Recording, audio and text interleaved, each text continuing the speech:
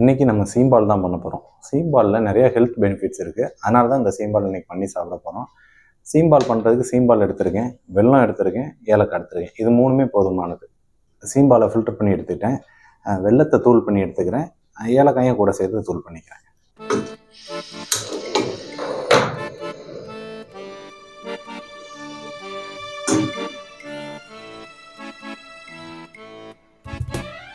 நல்லா சிம்மில் வச்சு பாலை காய்ச்சிக்கலாம். ஃபஸ்ட்டு பால் சூடாகி நல்லா கொதிக்க ஆரம்பிச்சிருச்சு. நம்ம வெல்லத்தை ஆட் பண்ணிக்கிடுவோம்.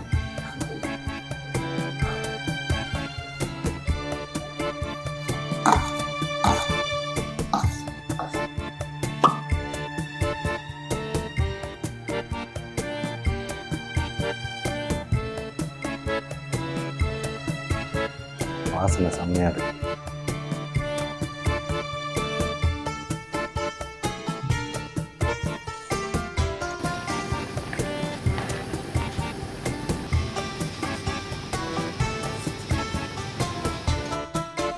இப்போ நல்லா கெட்டியாயிருச்சு. இப்போ வந்து எப்படி இருக்குன்னு டேஸ்ட் பண்ணிடுவோம்.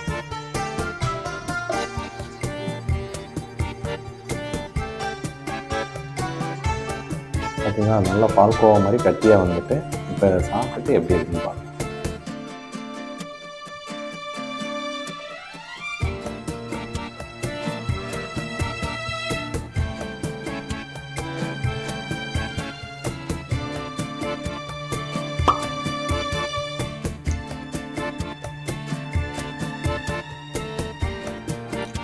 வேறு லெவலாக இருக்குது.